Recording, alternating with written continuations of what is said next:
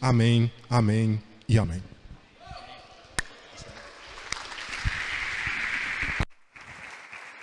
Graça e paz, igreja. Vocês estão bem? Obrigado, James, por ter aumentado minha responsabilidade. Era só falar meu nome. Tava bom. Bom, gente, eu estou muito feliz, primeiro, de estar aqui, com uma responsabilidade enorme, porque substituir o Pastor Santo não é fácil, e vocês devem imaginar, né? Ele tem sempre uma palavra de renovo, tem sempre uma palavra poderosa, e você ter que fazer isso no lugar dele é algo que você fica falando: Senhor, me ajuda, me dá a direção, me fala o que eu faço. E eu orando, buscando do Senhor o que falar, o Senhor colocou um sentimento no meu coração, que eu gostaria que você já começasse esse culto repetindo para quem está do seu lado. Diga assim: esse ano vai dar certo. Vamos, do jeito que você falou, não vai dar. Com vontade. Esse ano vai dar certo. Uou! Bom.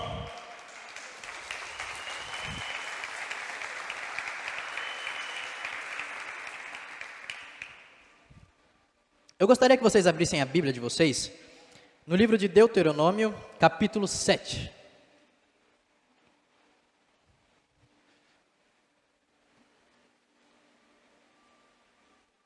Nós vamos entender um pouquinho do contexto histórico do texto que nós vamos ler. E nós vamos entender também o que o Senhor quer falar conosco, amém? Bom, eu gosto de sempre dar tema para as minhas mensagens. E o tema da mensagem de hoje é: se preparando para o extraordinário de Deus. Às vezes nós nos acostumamos com o ordinário, com o comum, com o normal. E Deus não é um Deus de normal. Deus não é um Deus de natural, Deus é um Deus de sobrenatural, Deus é um Deus de extraordinário. Deus gosta que as pessoas vivam o extraordinário, Deus chama as pessoas para viver o extraordinário. Então a ideia hoje é como nós nos preparamos para viver o extraordinário de Deus. Quem tem fé aqui que vai viver o extraordinário em 2022? Quem tem fé que não vai ser um ano comum? Não vai ser normal, mas vai ser sobrenatural. Então vamos lá, Deuteronômio capítulo 7.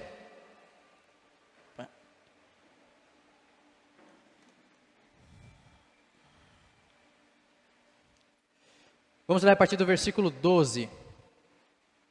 Diz assim: se vocês obedecerem a essas ordenanças e guardarem e as cumprirem, então o Senhor, o seu Deus, manterá com vocês a aliança e a bondade que prometeu sobre juramento aos seus antepassados. Ele os amará, os abençoará e fará com que vocês se multipliquem. Ele abençoará os seus filhos e o fruto da sua terra, o cereal, o vinho novo e o azeite, as crias das vacas e das ovelhas, na terra que jurou dar aos seus antepassados. Vocês serão mais abençoados do que qualquer outro povo. Nenhum dos seus homens ou mulheres será estéril, nem mesmo os animais do seu rebanho. O Senhor os guardará de todas as doenças. Não afligirá a vocês as doenças terríveis que, como sabem, atingiram o Egito, mas as afligirá a todos os seus inimigos. Vocês destruirão a todos os povos que o Senhor, o seu Deus, lhes entregar. Não olhem com piedade para eles. Não sirvam aos seus deuses, pois isso lhes seria uma armadilha. Talvez vocês digam a si mesmos: essas nações são mais fortes do que nós, como podemos expulsá-las? Não tenham medo delas. Lembrem-se do que o Senhor, o seu Deus, fez ao faraó e a todo o Egito. Vocês viram com os próprios olhos as grandes provas e sinais miraculosos e as maravilhas, a mão poderosa e o braço forte com que o Senhor, o seu Deus, os tirou de lá. O Senhor, o seu Deus, fará o mesmo com todos os povos que agora vocês temem. Além disso, o Senhor, o seu Deus, causará pânico entre eles, até destruir o restante deles, os que se esconderam de vocês. Não fiquem apavorados por causa deles, pois o Senhor, o seu Deus, que está com vocês, é Deus grande e temível. O Senhor expulsará aos poucos essas nações de diante de vocês. Vocês não poderão eliminá-las de uma só vez, pois senão os animais selvagens se multiplicariam, ameaçando-os. Mas o Senhor, o seu Deus, as entregará a vocês, lançando-as em grande confusão até que sejam destruídas. Ele entregará nas mãos de vocês os reis dessas nações, e vocês apagarão o nome deles de debaixo do sol. Ninguém conseguirá resistir a vocês, até que o Senhor os tenha destruído. Vocês queimarão as imagens dos deuses dessas nações, não cobiçem a prata e o ouro deles, de que são revestidos. Isso lhe seria uma armadilha. Para o Senhor, o seu Deus, isso é detestável. Não levem para casa coisa alguma que seja detestável, senão vocês também serão separados para a destruição. considerem-na proibida e detestem-na totalmente, pois está separada para a destruição. Amém. Bom, vamos entender um pouquinho do contexto histórico disso daqui. Eu sempre falo para vocês, eu acho que as pessoas até perceberam que sempre que eu vou ler, eu explico a história que se passava por trás do livro, né? Então, isso aconteceu, eu fiquei meio viciado nesse negócio. Hoje, se você perguntar qualquer livro da Bíblia, eu sei o contexto, como ele foi escrito. Porque uma vez eu fui pregar numa macrocélula do meu pai, tinha mais ou menos umas 80 pessoas, e eu falei que o livro de Judas tinha sido escrito pelo Iscariotes. E não foi. Graças a Deus, eu tinha bons líderes no final da célula. O presbítero Ditinho e o meu pai me repreenderam em amor. Chegaram e falaram: Cauã, estuda o contexto da Bíblia. Pegaram a Bíblia, mostraram para mim, quando você entra aqui, tem um contexto, tem quem escreveu, tem quando escreveu. Então, eu acabei ficando meio doido com isso. Porque toda vez que eu ia pregar, eu falava: cara, será que eu realmente sei? Então, eu pegava e começava a estudar o contexto. O livro de Deuteronômio, ele está se passando aqui, quando o povo está se preparando para ir para a Terra Prometida.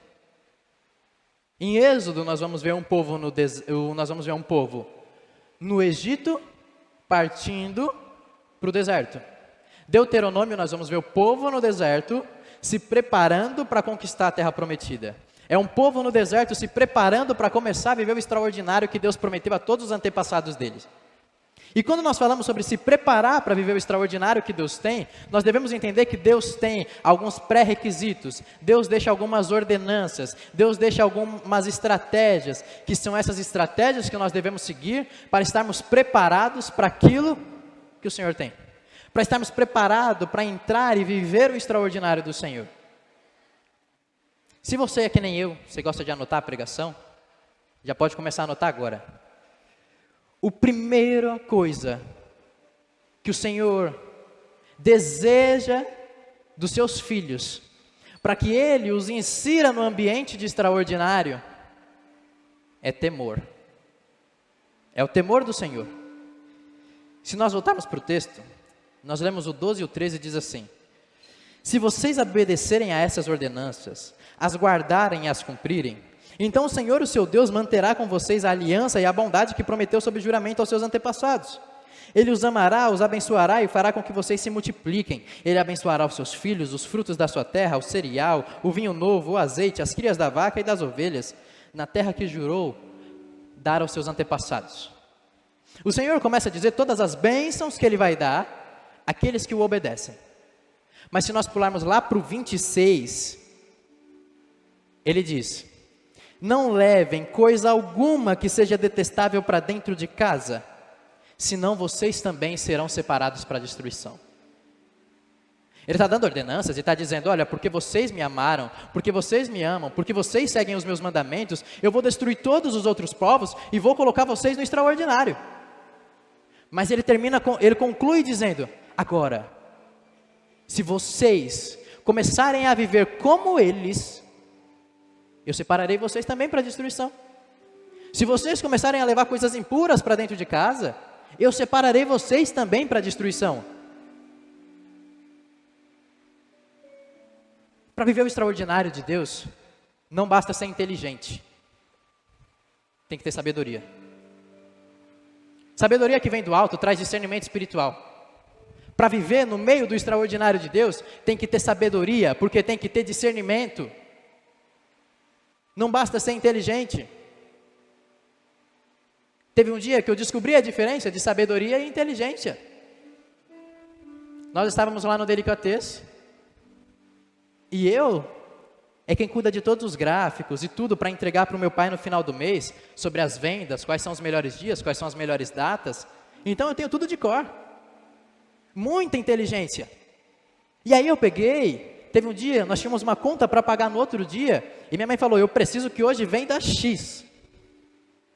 E era uma quarta-feira, o dia mais fraco do movimento, de acordo com o nosso histórico, com os gráficos, com os números, com os relatórios que a gente recebe final de todo mês.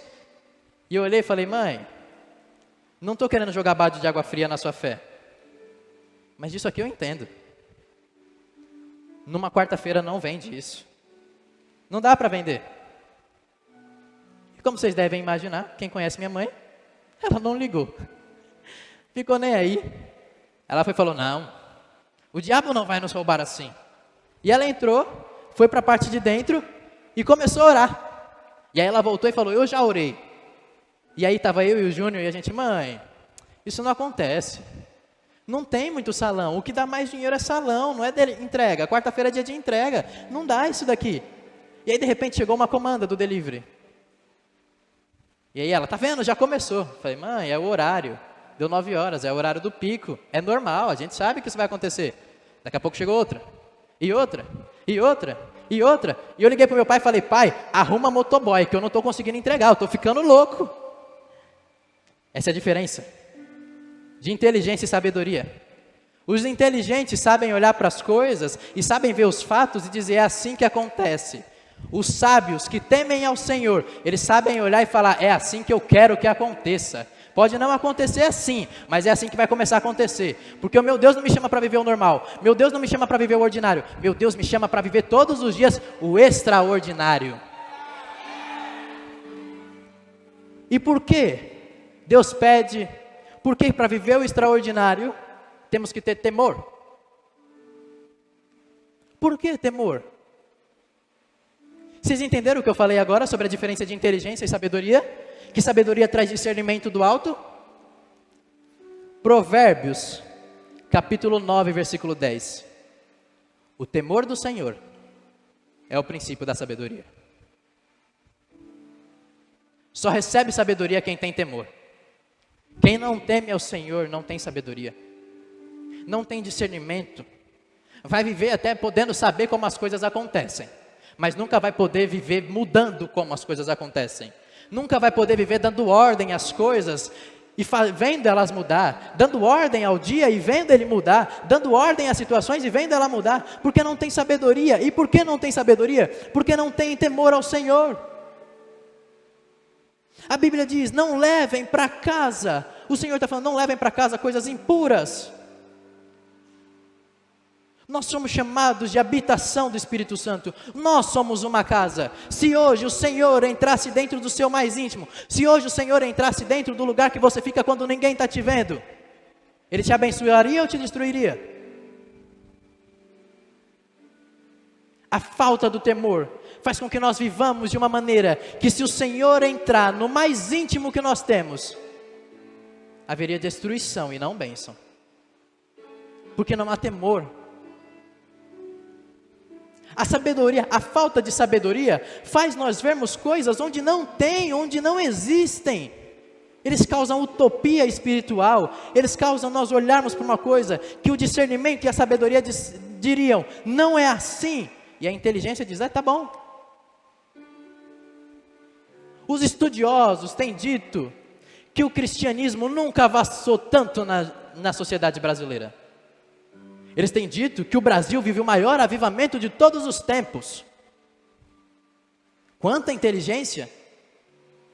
Mas agora eu te pergunto, que avivamento é esse que nós vivemos? Que durante a pandemia, eu nem vi os números depois da pandemia, durante a pandemia, o consumo de pornografia aumentou 130%. Que avivamento é esse? Um avivamento sem temor. Não é avivamento. São pessoas que levam para dentro de si o que Deus reprova e atraem para si a destruição. Por isso nunca vão viver o extraordinário, porque não tem temor. Nós vivemos a geração do crente que tem signo. Você entra no Instagram da pessoa, a bio dela está cristã capricorniana. Gente, a pergunta é, onde é que a gente vai parar desse jeito? Onde está o temor? Onde ficou as pessoas que temem a Deus, que vivem da maneira que Deus pede que vivam?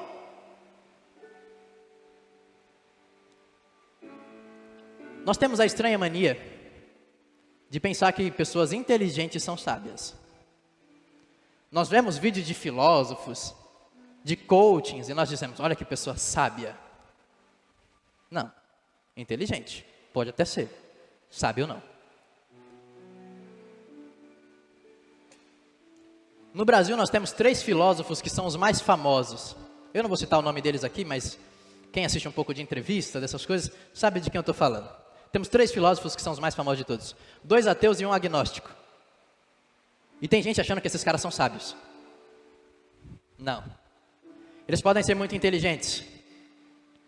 Sabedoria é algo que vem do alto. Sabedoria é algo que vem a partir do temor.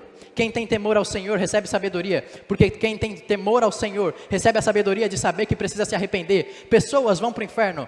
Pessoas não vão para o inferno porque não creem em Deus. Pessoas vão para o inferno porque não se arrependem dos seus pecados. E só tem a capacidade de se arrepender dos seus pecados quem recebe discernimento do alto de quanto é pecador. E isso só vem a partir do temor.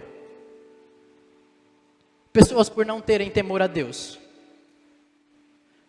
Sabe quais são os piores casamentos que existem? De maridos que não temem a Deus. Porque se temessem, se lembrariam que a ordem do Senhor é: amem suas esposas como Cristo amou a igreja, a ponto de entregar a sua vida por ela. Tem marido que a mulher passa não sei quantos anos, que o cara nunca comprou uma rosa. Você acha que isso daí tem capacidade de entregar a vida por alguém? Falta de temor. Eu fico no delicateza? Não que eu fique reparando. Mas tem hora que chegam uns casais lá que eu falo, meu Deus. A mulher fala assim, para de mastigar com a boca aberta. E o cara, tá. Eu falo, você acha que isso tem a capacidade de entregar a vida por ela? A mulher está pedindo para ele só fechar a boca para comer. Não é nada difícil, é fazer assim, ó. E ele não consegue. Pessoas que não têm temor a Deus. Sabe quais são os piores tipos de esposas que existem? Esposas que não têm temor a Deus. Porque não edificam suas casas. Porque se tivessem temor a Deus, saberiam que elas devem edificar suas casas. Saberiam que elas devem ser ajudadoras idôneas. Mas não têm temor a Deus, elas não temem a Deus. Por isso, sabe quais são os piores tipos de filho que existem? Os que não têm temor a Deus. Por isso não honram seus pais. A honra ao pai não é porque ele merece. A honra é porque Deus mandou. Não importa se merece ou se não merece, Deus mandou honrar. E por temor a Deus, nós honramos. Os piores tipos de amigos são os que não temem ao Senhor. Porque um amigo que teme ao Senhor jamais vai ser traiçoeiro com você. Um amigo de verdade que tem temor ao Senhor jamais vai ser traiçoeiro. Porque se ele sabe que você tem o Espírito Santo, se ele sabe que você faz parte do plano de Deus, se ele for traiçoeiro com você, ele não tem que ter medo de você, ele tem que ter medo do Senhor. Porque o Senhor diz, darei ordem aos meus anjos para que te protejam. Sabe quais são os piores tipos de líderes? Os que não têm temor ao Senhor. Sabe por quê? De todas as ovelhas que Deus te entregou para pastorear, você vai prestar conta. Um dia você vai prestar conta. Deus te deu um rebanho. Se você abandonar, se você largar, se você deixar para trás, não tenha medo do rebanho. Tenha medo do pastor do rebanho. Porque ele vai cobrar. Os piores discípulos são os que não têm temor. Porque não honram seus líderes. Não honram os pastores que Deus deu para o pastorear. E se você não o fizer, não tenha medo do pastor, não tenha medo do líder, tenha medo de Deus. Porque ele diz, crede no Senhor e será feliz. Crede nos seus profetas e prosperareis. Nós gostamos muito da passagem que está em Romanos 8:28. Quem vive essa passagem? Que diz, todas as coisas contribuem juntamente para o bem daqueles que amam a Deus. Só eu? 3, vamos de novo. Quantos vivem a passagem que diz todas as coisas contribuem juntamente para o bem daqueles que amam a Deus? Mas João 14:21, Jesus diz assim, aquele que guarda os meus mandamentos, é esse que me ama. As coisas só contribuem para o bem daqueles que têm temor. As coisas só contribuem para o bem daqueles que amam a Deus. E amar ao Senhor não é com palavra. Nós amamos o Senhor com as atitudes. Nós amamos ao Senhor no dia a dia. Nós amamos ao Senhor quando nós seguimos os seus mandamentos. O Senhor Jesus diz, aquele que ouve os meus mandamentos e os segue, esse é quem me ama. Não é sobre parecer de verdade, não é sobre falar da verdade, é sobre ser de verdade. Se nós tivermos temor ao Senhor, nós entraremos no extraordinário. Por que entraremos? Porque todas as coisas contribuirão juntamente para o nosso bem. Sejam boas, sejam ruins, estão contribuindo para o nosso bem.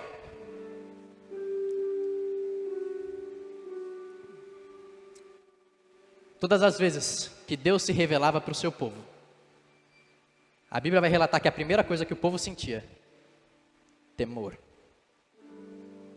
Quando nós olhamos para Jesus, a primeira coisa que deve vir ao nosso coração é temor. De dizer, como pode existir um Deus tão santo, tão poderoso, que continua a se importar comigo? O que Deus precisa do povo, o que Deus precisa do seu povo para que ele viva o extraordinário, é de uma geração que tenha temor e que se arrependa. Uma geração que tenha temor ao Senhor e se arrependa. Uma geração que não ache o que para o mundo é normal, seja normal para nós. Para nós é normal o que Cristo disse ser normal. Se o mundo dizer que é estranho, não estamos nem aí. Cristo disse que é normal, nós temos temor ao Senhor, nós vamos prestar conta a Ele, não é ao mundo. Por isso nós decidimos nos arrepender. Nós decidimos começar a viver em temor. Porque nós estamos nos preparando para começar a viver o extraordinário do Senhor. Decida hoje se arrepender, viver uma vida de temor ao Senhor. Todos os dias, quando eu acordo e eu vou fazer meu devocional, sempre no meio da minha oração, eu sempre anoto para eu não esquecer, eu tenho meus tópicos, e um dos meus tópicos é temor. Eu oro e falo, Senhor, me dá temor nesse dia, me dá temor. Se eu pensar em pecar, me dá temor, me faz sentir medo do Senhor. Se nós nos arrependermos e tivermos temor ao Senhor, o Senhor nos levará a viver o nível mais extraordinário que nós nunca vivemos nas nossas vidas. Amém? Segundo ponto. Então já entendemos? Se preparar para viver no extraordinário tem que ter temor. Segundo ponto. Transforme a sua expectativa. Vamos ler o verso 14? Vamos do 14 até o 21. Diz assim: vocês serão mais abençoados do que qualquer outro povo. Nenhum dos seus homens ou mulheres será estéril, nem mesmo os animais do seu rebanho. O Senhor os guardará de todas as doenças, não afligirá vocês as doenças terríveis, que como sabem atingiram o Egito, mas afligirá a todos os seus inimigos. Vocês destruirão todos os povos, e o Senhor, o seu Deus, lhe entregar. Não olhem com piedade para eles, nem sirvam aos seus deuses, pois isso lhes seria uma armadilha. Talvez vocês digam assim mesmo, essas nações são mais fortes do que nós, como poderemos expulsá-las? Não tenham medo delas. Lembre-se do bem que o Senhor, o seu Deus, fez ao faraó e ao Egito. Vocês viram com os próprios olhos as grandes provas, os sinais miraculosos e as maravilhas, a mão poderosa e o braço forte com que o Senhor, o seu Deus, os tirou de lá. O Senhor, o seu Deus, fará o mesmo com todos os povos que agora vocês temem. Além disso, o Senhor, o seu Deus, causará pânico entre eles até destruir o restante deles, que se esconderam de vocês. Não fiquem apavorados por causa deles, pois o Senhor, o seu Deus, está com vocês. Ele é Deus forte, grande e temível. Uma coisa que faz com que muitas pessoas não vivam o extraordinário: expectativas baixas. Elas não criam expectativa acerca do que Deus pode fazer. Naquele dia, como eu falei lá do Delica, que minha mãe foi orar e fala, não, Deus vai fazer. Quem estava errado era eu. Eu tive expectativa baixa. Eu achei que Deus não podia fazer. A maioria das pessoas nunca vão viver um milagre. Por quê? Porque não coloca expectativa em Deus de que podem viver um milagre. Toda vez que Jesus ia curar alguém, o que ele falava para ela? Seja feito conforme a tua? Seja feito conforme a tua? Seja feito conforme a tua fé. Deus não responde necessidade, Deus responde fé. Ah não, Deus sabe o que eu estou precisando. Ele sabe mesmo. Você tem fé para pedir? A Bíblia diz, peçam e receberão, batam e será aberto. Deus não responde necessidade, Deus responde fé. Tem muita gente que precisa, mas não tem expectativa de que Deus vai dar. Uma vez eu estava conversando com uma pessoa sobre isso e a pessoa falou assim, mas Deus não pode fazer coisa pequena? olhei para ela e falei, claro que pode. Deus faz o que Ele quiser. Agora, se você quer esperar coisa pequena dele, espere você. Eu não espero. Eu espero coisa grande. E sabe por que eu espero coisa grande? Porque tem um momento em que Isaías está esperando coisa pequena de Deus, e Deus responde Isaías assim, vamos para a Bíblia, para entender o que Deus fala na Bíblia. Isaías está esperando coisa pequena de Deus, e Deus responde assim para Isaías. Isaías capítulo 40, versículo 12. Isaías, quem mediu na concha das suas mãos as águas? Quem tomou a medida dos céus aos palmos? Recolheu uma medida do pó e pesou os montes com pesos de outeiros em balanças? Nós podemos esperar que Deus faça coisa pequena? Claro que podemos, a vida é nossa, a gente faz o que quiser. Mas quando Isaías espera coisa pequena de Deus, Deus olha para Isaías e fala, Isaías, você não entendeu nada. Quem foi que mediu todas as águas de todos os oceanos, de todos os mares, na concha da mão? Quem foi que mediu o céu a palmos? O que Deus está dizendo para Isaías? Para de pedir coisa pequena. Eu sou grande. Deus olha para o povo, a primeira ordem que Deus olha para o povo, Deus não olha para o povo e fala, vocês serão abençoados. Quem gostaria de ser abençoado? Mas Deus não olha para você e fala, vocês serão abençoados. A ordem de Deus é, vocês serão mais abençoados do que qualquer outro. Não é expectativa pequena, é expectativa grande. Nós seremos mais abençoados do que qualquer outro. Deus diz, eu vou expulsar todos eles, vocês serão mais abençoados do que qualquer outro povo. Coisa pequena eu faço, coisa grande Deus precisa fazer por nós. Nós vimos aqui a banda ministrando a adoração, Danielzinho está aqui ainda tocando. Tocar, compre um instrumento, faça aula de música, você toca. Faça aula de canto, você canta. E você vem aqui ministrar a adoração. Coisa pequena. Eu tenho como fazer. Agora, a glória de Deus descer enquanto a adoração é ministrada, aí só Deus pode fazer. Deus não quer que você não faça as coisas pequenas. Faça as coisas pequenas, mas crie expectativa de que Deus vai fazer a grande. Mesmo fazendo coisa pequena, não perca a expectativa de que Deus vai fazer a grande. O problema é que nós nos acostumamos com o ordinário, nós nos acostumamos com o normal, nós nos acostumamos com o comum, e Deus está te chamando para viver o extraordinário. Deus quer que você se prepare para viver o extraordinário que Ele tem para você. A Bíblia diz, se creres e quiseres, o que Ele vai fazer? Vamos lá, de novo. Se creres e quiseres, se creres e quiseres, comereis o melhor dessa terra. Repete para quem está do seu lado aí. Se creres e quiseres, comereis o melhor dessa terra. Não é qualquer coisa não, é o melhor. O Senhor tem preparado, é o melhor. Deus não tem preparado qualquer coisa para você. Não é crer para Deus fazer coisa pequena. Se você crer, você vai comer o melhor dessa terra. Uou!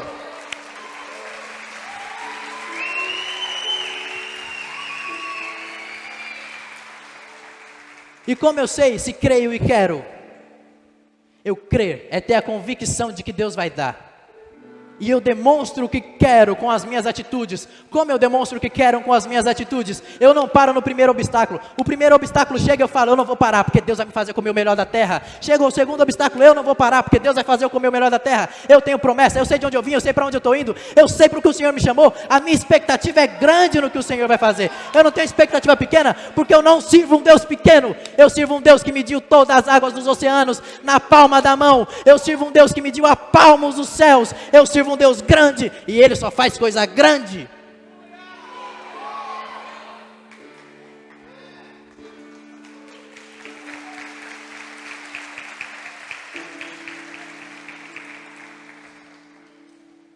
Transforme sua expectativa. Tenha a expectativa de um Deus que vai fazer coisa grande. Quando Jesus chegou em Bartimeu, o que Ele falou para Bartimeu? O que você quer que eu faça? Bartimeu podia ter falado, me dá uma bengala com um sinalzinho que apita quando eu for bater em alguma coisa. Jesus podia dar? Claro que podia. O que Bartimeu olha para Jesus e fala? Eu quero ver.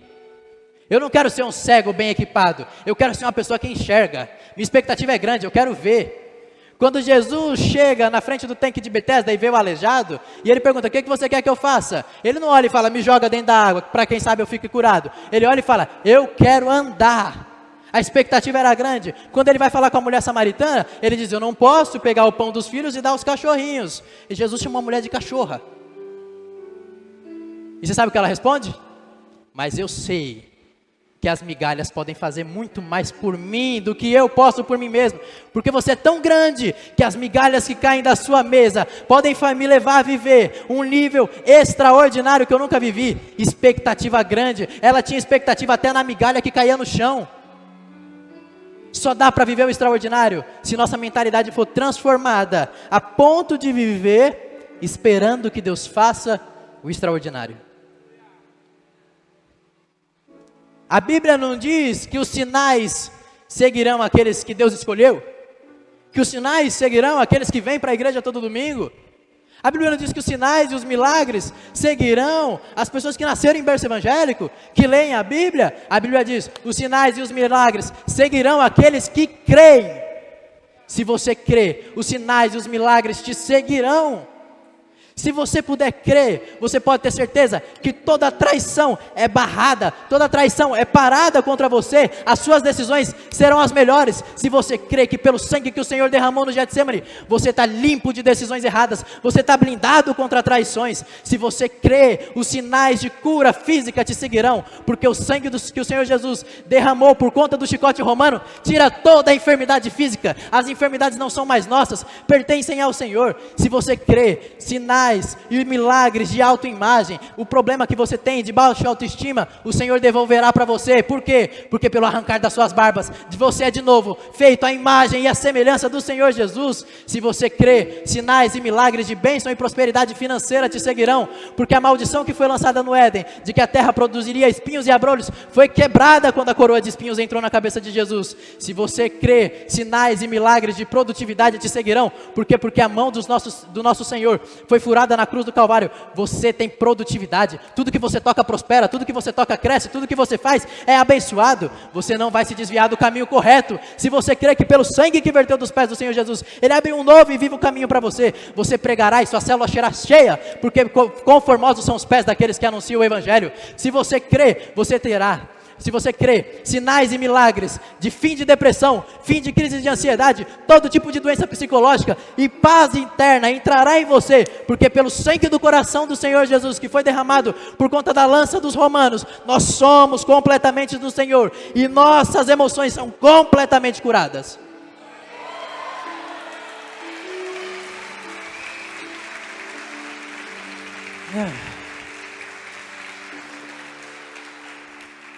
Mas existe gente que só não ir para o inferno tá bom. Não, é o falso humilde. Só de não ir para o inferno já tá bom. Aí fica, não Deus, eu não preciso de mais nada. Já está tudo muito bom. Aqui do jeito que tá maravilhoso. Mas não foi para isso que Jesus nos chamou. Jesus nos chamou para o extraordinário. E como nós sabemos disso? Paulo escrevendo sua carta aos Efésios, ele diz, Efésios 1, versículo 3, bendito o Deus e Pai de nosso Senhor Jesus Cristo, que já nos abençoou com toda sorte de bênçãos espirituais nas regiões celestiais. As bênçãos, Deus já nos abençoou com todas as bênçãos que nós precisamos para viver o extraordinário nas regiões celestiais. Elas já estão nas regiões celestiais. A única coisa que nós temos que fazer é acessá-las e trazer para a nossa vida física. É acessá-las e trazê-las para nós. Enquanto tem gente dizendo, não, só de ir para o inferno, aqui desse jeito já está bom. Eu olho para o Senhor todos os dias, eu acordo e falo, Senhor, mas eu não vou deixar nada para trás. Tudo que você preparou para eu viver na terra, toda a bondade que o Senhor preparou para eu viver na terra dos viventes, eu vou viver todos os dias da minha vida. Porque eu tenho expectativa que um Deus grande vai fazer coisa grande. Eu tenho expectativa que um Deus extraordinário vai fazer coisa extraordinária. Para entrar no extraordinário, para viver o extraordinário, você precisa ter expectativa de que Deus vai fazer o extraordinário. Para de se acostumar com coisa pouca, para de se acostumar com coisa ruim. Começa a viver na expectativa de que Deus vai fazer o extraordinário, de que Deus vai trazer o extraordinário. Vocês sabiam que o Egito nem sempre foi ruim? Como eu falei, eles estão aqui, eles estão no deserto agora. Acabaram de sair do Egito. Vocês sabiam que o Egito nem sempre foi ruim? Nem todo faraó foi ruim? Sabe quem foi o primeiro de Israel a chegar no Egito? José. José virou o quê? Governador. Super rico. Próspero. Depois desce Jacó e seus filhos. E o que eles ganham de presente? Terra de Gozem. A melhor terra do Egito. A melhor porção de terra. A gente fala do Egito e por conta da escravidão a gente pensa, poxa, desde que eles estão no Egito eles estão sofrendo. Não, o Egito nem sempre foi ruim. Houve momentos que o Egito era bom. Mas a palavra do Senhor diz assim, quando o faraó viu que eles começaram a expandir, que eles começaram a crescer, começou a opressão. Viver no Egito nem sempre é ruim. O Egito ele faz alusão ao reino desse mundo. E o faraó é uma alusão no Velho Testamento ao diabo. Pode ser que o mundo nem sempre tenha sido tão ruim. Pode ser que o diabo nem sempre tenha sido tão ruim com você. Mas se prepare. Porque quando você começa a aumentar suas expectativas, quando Deus começa a fazer você expandir, quando Deus começa a fazer você crescer, é aí que vem os contra-ataques. Está vivendo contra-ataque? Está vivendo ataques do diabo? Está vivendo em resistência? Está tendo que lutar demais? Está ficando cansado? Ei, para e pensa, se o diabo está contra-atacando, é porque Deus está preparando o crescimento. O diabo só começa a contra-atacar quando Deus começa a preparar crescimento. O diabo só começa a oprimir quando Deus começa a preparar crescimento. Se está acontecendo, pode esperar, Deus está trazendo crescimento, Deus está trazendo expansão. Existiam dois tipos de pessoas. Existiram o que falaram, não, tá bom, a gente é escravo, mas tá bom. Quem sabe um dia o Egito volte a ser bom. Em meio à opressão. Mas existia Arão e Miriam, que chamaram o povo, foram para as ruas, começaram a rasgar as vestes e a clamar, Senhor, tem que acabar o tempo da opressão, está na hora de acabar, você nos prometeu uma terra, você prometeu uma terra aos nossos antepassados, nós não vamos viver até morrer debaixo de opressão, nós não vamos viver até morrer debaixo de coisa ruim, porque nós fomos chamados para viver o extraordinário. E então Deus encontra Moisés e fala, Moisés, eu ouvi o clamor do povo no Egito. Volta para tirar eles de lá. Quem não se dobra à opressão de Satanás, sai do Egito. Mas o diabo não entrega de primeira, não entrega fácil. A princípio, Faraó diz, vai os homens, ficam as mulheres e as crianças. Depois ele diz, vai os homens e as mulheres, ficam as crianças. Depois ele diz, vai todo mundo, fica o gado. Você sabe o que Moisés respondeu para o faraó? Nenhuma unha fica no Egito. Nenhuma unha. Quando Deus te chama para uma nova estação, quando Deus te chama para o extraordinário, você tem que olhar na cara do diabo e falar, diabo, nenhuma unha fica na sua mão, minhas finanças não são suas, meu casamento não é teu, minha família não é tua, minha saúde emocional não é sua, não importa o que aconteça, nenhuma unha fica com você. Quando Deus me chama para viver o extraordinário, eu vou viver ele por inteiro.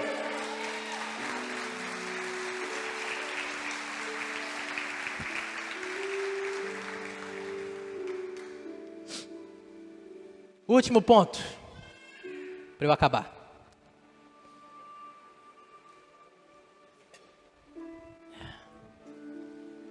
Não desista no deserto.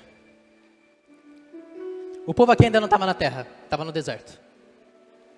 Não desista no deserto. Vamos ler o versículo 22. Do 22 ao 25. O Senhor, o seu Deus, expulsará aos poucos essas nações de diante de vocês. Vocês não poderão eliminá-las de uma só vez, senão os animais selvagens se multiplicarão ameaçando-os. Mas o Senhor, o seu Deus, as entregará a vocês, lançando-as em grande confusão, até que sejam destruídas. Ele entregará na mão de vocês os reis dessa nação, e vocês apagarão o nome deles de debaixo do céu. Ninguém conseguirá resistir a vocês, até que os tenham destruído. Vocês queimarão as imagens dos deuses dessas nações. Não cobiçem a prata e o ouro de que são revestidas. Isso lhes seria uma armadilha. Para o Senhor, o seu Deus, isso é detestável. Às vezes, pode parecer que Deus não está fazendo nada. O povo estava no deserto aqui, a gente não sabe, às vezes o povo estava pensando que Deus não estava fazendo nada. Quem sabe o povo podia pensar, será que ele esqueceu? Será que Ele esqueceu da gente? Porque Ele nos prometeu algo, mas não está acontecendo. Será que Ele esqueceu? Então, quando o Senhor vem responder o povo, olha o que Ele diz no versículo 22. Eu, o seu Deus, expulsarei aos poucos as nações, porque senão ela se encheria de animais selvagens e ameaçaria vocês. Deus sabe a medida que você pode crescer. Por isso Deus não se esqueceu. Deus está operando milagre, Deus está fazendo milagre, mas Ele está fazendo aos poucos. Existem pessoas que enquanto Deus não faz o que ela quer, na hora que ela quer, do jeito que ela quer, ela pensa que Deus se esqueceu. Mas tem aquelas pessoas que sabem, é um dia de cada vez, é um milagre hoje, é um milagre amanhã, é um depois de amanhã, é aos poucos Ele vai fazendo milagres, aos poucos Ele vai me levando para o meu destino, aos poucos Ele vai me introduzindo no extraordinário, porque às vezes o meu crescimento pode me destruir, então o que Ele faz? Aos poucos, e o Senhor vai fazendo aos poucos. Existem pessoas que estão paralisadas achando que Deus esqueceu, mas Deus não esqueceu de você, Deus está fazendo milagre, aos poucos, mas está fazendo. Deus fala, Deus continua falando, o povo estava no deserto e Deus não ficou quieto. Tem gente que fala que durante o deserto Deus cala. Deus não cala, Deus continua falando com o povo no deserto. Mas a voz de Deus, a Bíblia vai dizer que é como o som de muitas águas. Já viu aquele dia de tempestade? Vento e a água bate, aí chove granizo, aquela coisa toda. Se ouve o som, não ouve? O som da água? Aquele dia quem quer e quem não quer tem que ouvir. Tem dia que Deus fala que é assim. Quem quer e quem não quer vai ouvir. Mas quem aqui já foi na praia, finzinho de tarde, sem vento, você senta e para refletir na vida, para pensar um pouco. Se ouve aí, você está naquelas praias sem onda, que é aquela ondinha pequenininha que quebra. Tem que se concentrar para ouvir, não é? Deixou de ser muitas águas? Não, só a estação que mudou. Às vezes Deus é assim. Às vezes Ele fala e até quem não quer vai ter que ouvir.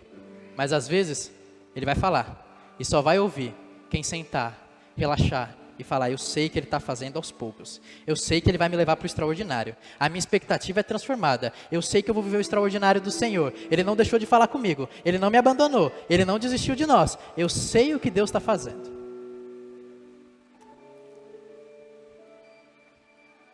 Podia parecer que Deus tinha esquecido, mas eu estava fazendo milagre aos poucos. Nenhum de nós somos justos. A Bíblia diz, todos somos injustos, mas em Cristo Jesus todos fomos justificados. E a Bíblia fala que a vereda do justo é como o quê? A vereda do justo é como?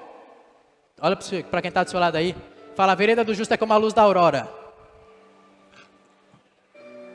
O que é a luz da aurora? É o nascer do sol. Se você sair, às vezes eu vejo o nascer do sol do quarto do meu pai, que ele é bem alto, então dá para você ver e tem várias montanhas na frente. E a gente vê, às vezes 5 horas da manhã, aparecendo uma pontinha dele atrás das montanhas. Se você for 5 horas da manhã, você sair na rua, o sol vai estar no meio do dia, no meio do céu, que nem ele fica meio-dia, vai estar lá? Não. Vai estar atrás. Se você for às 7, um pouquinho mais. Se você for às 8, um pouquinho mais, e assim vai. A Bíblia diz, a vereda do justo é como a luz da aurora, vai brilhando, brilhando, brilhando, até ser dia perfeito. Deus faz o impossível, mas não faz de uma hora para outra. Deus faz o impossível, mas antes Ele te prepara para viver o impossível. Deus faz o extraordinário, mas antes Ele te prepara. Antes Ele faz a tua vereda como a luz da aurora. Não é 10 vezes melhor hoje do que eu fui ontem. É hoje, um pouquinho melhor do que eu fui ontem. Amanhã, um pouquinho melhor do que eu fui hoje. Depois de amanhã, um pouquinho melhor do que eu fui amanhã. E assim vai. Brilhando, brilhando até ser dia perfeito. Sabe por que pessoas desistem do Evangelho? Sabe por que pessoas se chateiam com elas mesmas? Porque elas acham que do dia para a noite elas vão virar o maior crente do mundo. E aí elas não conseguem, elas falam, isso não é para mim. É porque a vereda do justo é como a luz da aurora. Não é assim, está perfeito. É aos poucos. Vai crescendo aos poucos. O que nós não podemos é desistir no deserto. O que não deixa com que nós desistamos no deserto é a consciência do amor.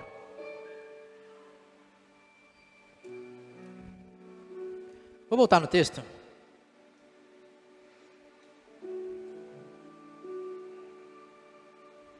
No versículo 13, quando Deus está falando sobre todas as bênçãos que Ele vai entregar, Ele diz assim, E Ele os amará e os abençoará e fará com que vocês se multipliquem. Esse é o ponto alto que nós devemos entender. Por quê? Temos temor? Por quê? Transformamos nossas expectativas? E por quê? Nós não desistimos no meio do caminho. É pela consciência do amor. Quem não tem consciência do amor desiste mesmo no meio do caminho. E é normal desistir. Porque não é todo mundo que tem consciência do amor. Às vezes nós olhamos Josué e Caleb, quando eles vão com os outros 10 espias, e os 10 espias voltam desistindo, falando, tinha gigante. E eles falam, não, a gente vai pegar. A gente está de fora, é fácil olhar e falar, era isso mesmo, tinha que ser como Josué e Caleb. Mas é normal.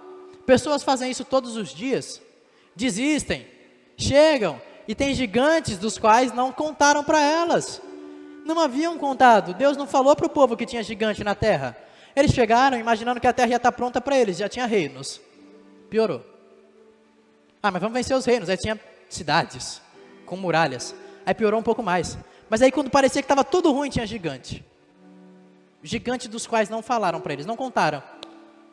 E é normal, às vezes Deus nos promete algo, e nós vamos em busca do extraordinário que Deus prometeu, e nós vamos correndo atrás do extraordinário que Deus prometeu, mas de repente o que acontece? Aparecem os gigantes dos quais Deus não nos contou, e a gente desiste. O que faz não desistir? Consciência do amor. Caleb não volta e fala assim, sabe o que é? Na espada ninguém me pega. Pode ser gigante, pode ser anão, pode ser o que for, na espada eu mato, porque eu sou o melhor soldado de Israel. Josué não volta falando, meu arco não erra. Vamos para cima. Caleb entra, eu fico de fora e nós tomamos todos os gigantes. Não. Josué e Caleb voltam e falam, o Senhor prometeu que vai entregar. Nós vamos comer como se fosse pães. O que é isso?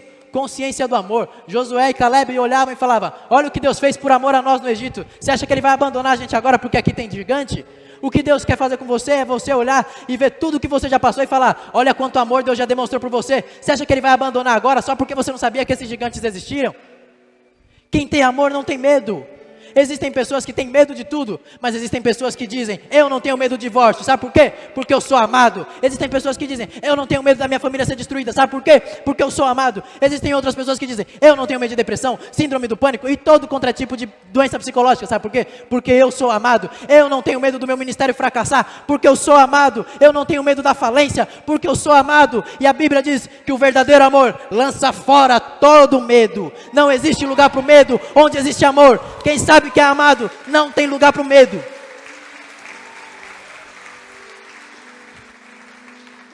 E às vezes nós criticamos o povo, porque nós olhamos para ele e falamos, como um povo viu tudo isso no Egito, e ainda conseguiu ter medo. Como eles viram o tanto que Deus amou eles no Egito, e ainda conseguiram ter medo. Como eles não foram direto para o extraordinário, porque tiveram medo. Mas nós fazemos a mesma coisa com a cruz. Cada vez que duvidamos até que ponto Deus nos amou, existe uma cruz manchada de sangue até hoje, mostrando até que ponto o amor dele foi. O apóstolo Paulo vai dizer, se ele não poupou o seu próprio filho, como não nos dará juntamente com ele todas as outras coisas das quais precisamos?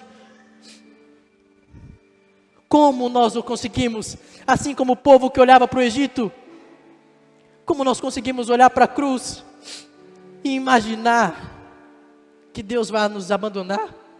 Imaginar que Deus vai nos desamparar?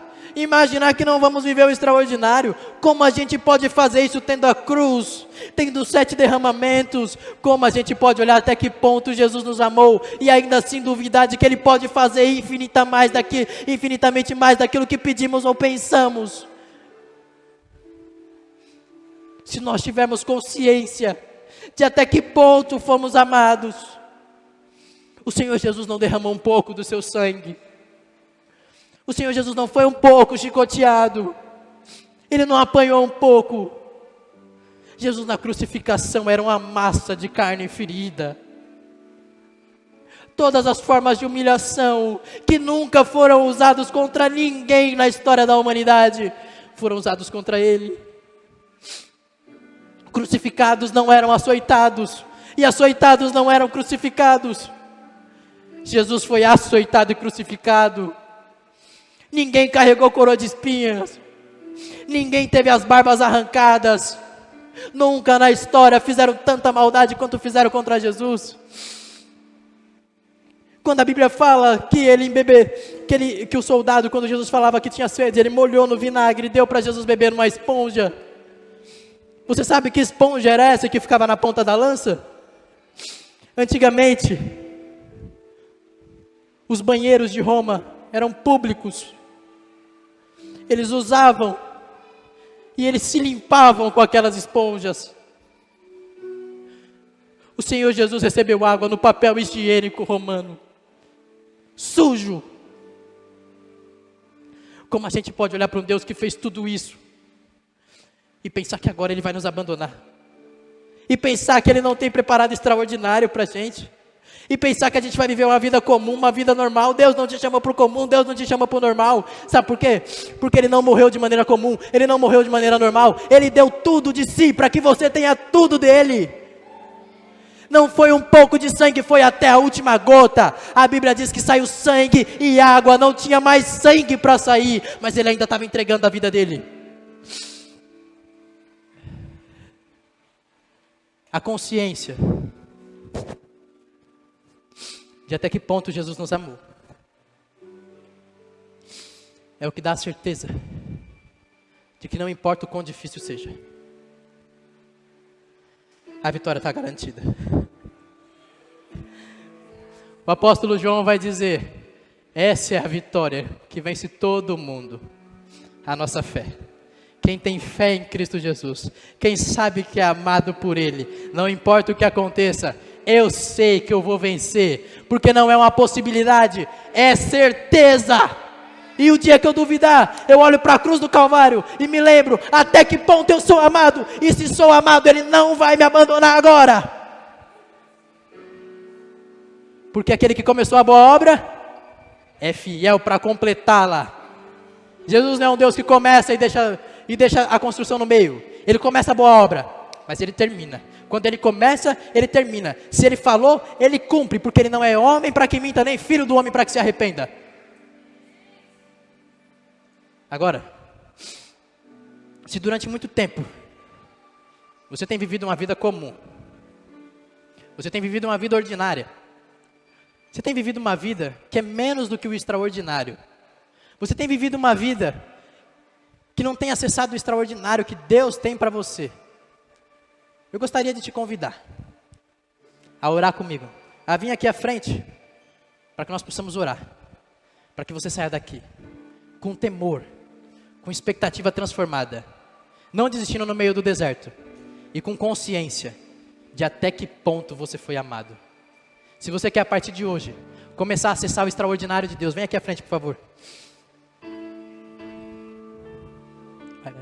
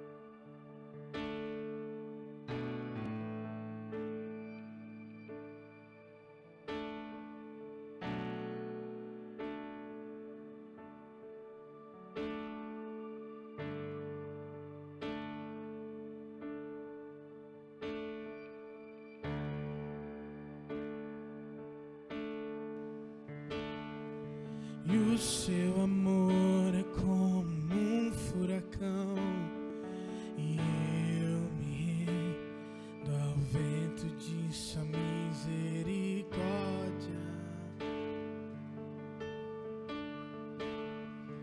Quando de repente eu não percebo,